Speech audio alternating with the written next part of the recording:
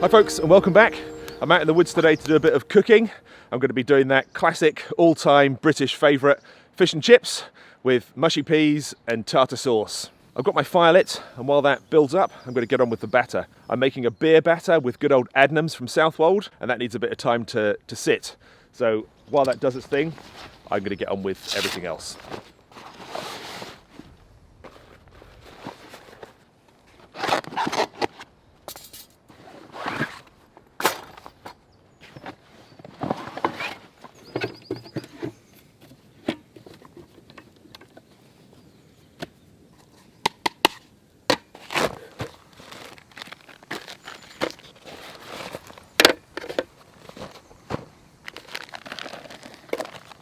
So in this bag here, I've got my flour, it's just plain flour.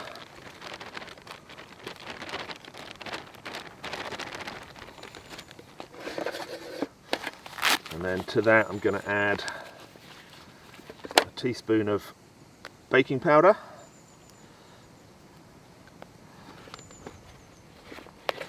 And a teaspoon of salt.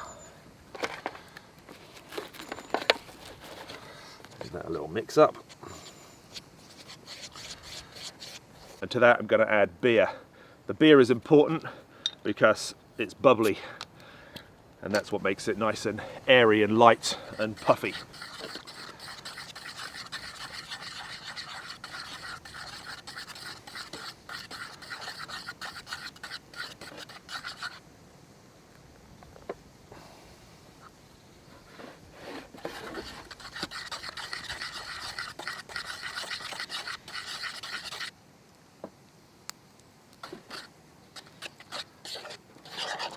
I'm just going to keep mixing that, adding a little bit of beer at a time until I've got something that is smooth and about the consistency of double cream.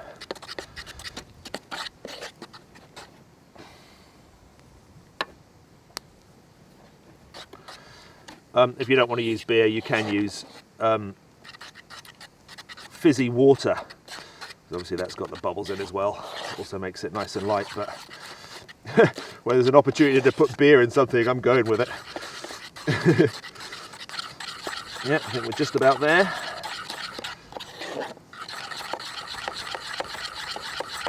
I'm going to put that aside just to let that baking powder do its thing.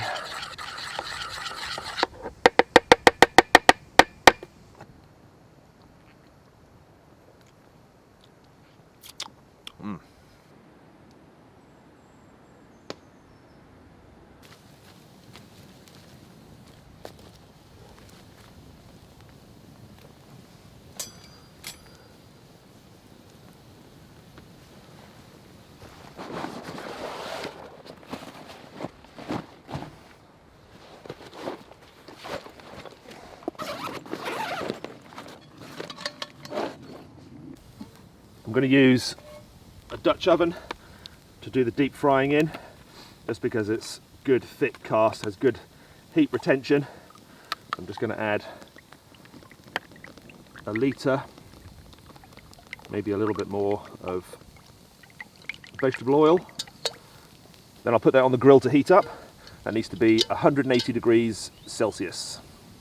While the oil's heating up, I'm going to get on with the tartar sauce. So I've got a gherkin here and some capers, about a tablespoon of capers and one gherkin, which I just need to chop up nice and small. Don't know why I'm sticking my pinky out. I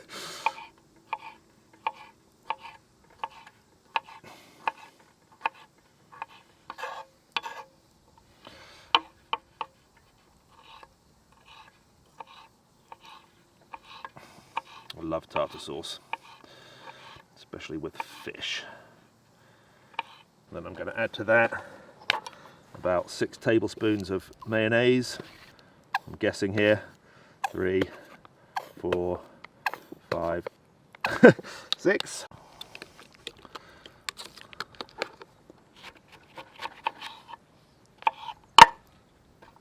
And about a tablespoon of lemon juice.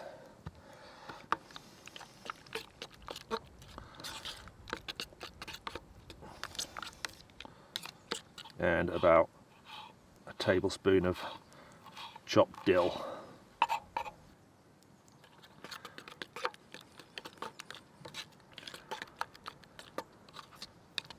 I'm also going to chop my spuds as well. I'm going to peel them. You don't have to. I just prefer my potatoes peeled for fish and chip type chips, if you know what I mean.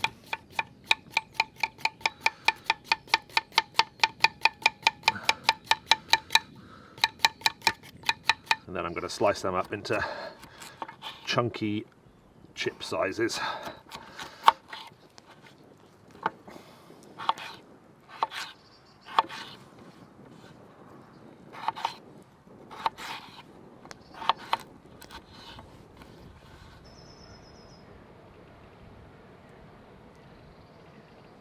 Alright, let's see how the oil is doing.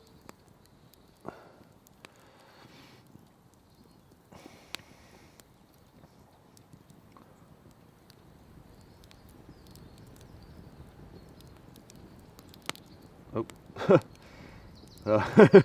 Okay, so my thermometer doesn't like high temperatures. It's gone into HHH mode. What's that? Hot, hot, hot? I don't know.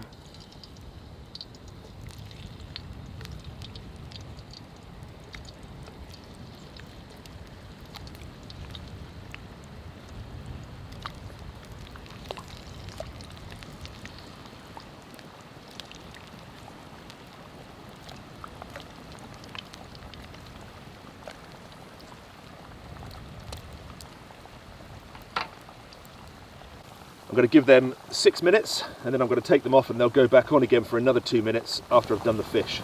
So they'll be double fried.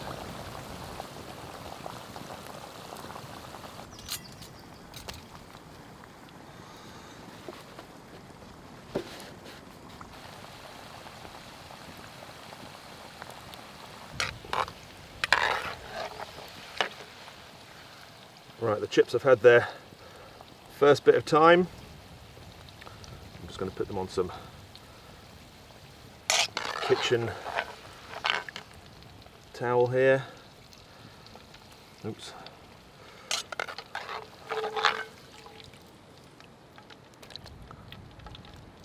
And they'll go back in again after the fish.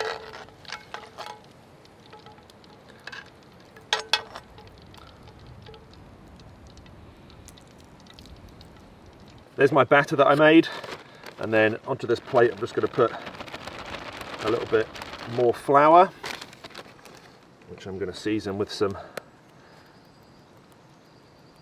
pepper and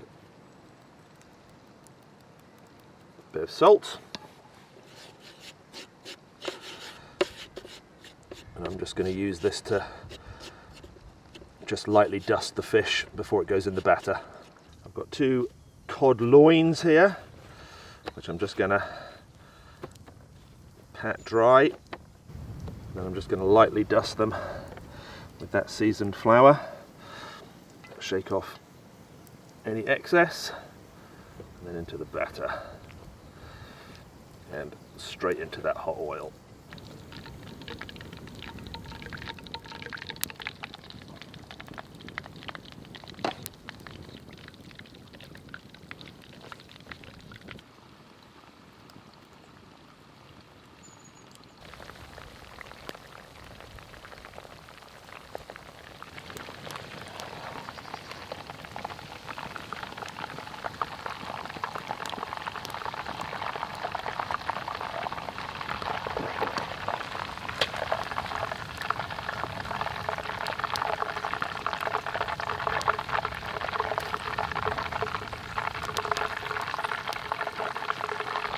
And then back in with my chips.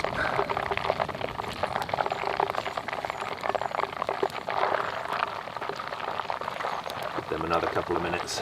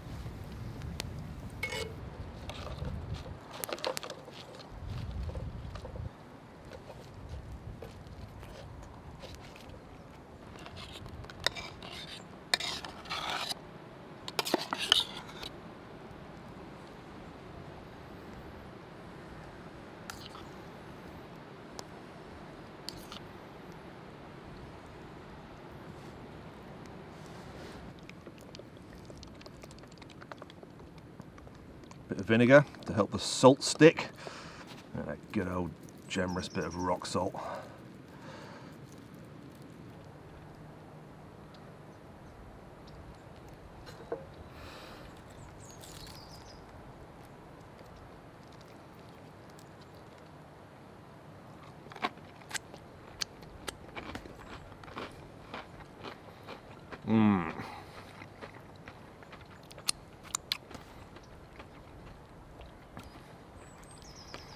Oh yes.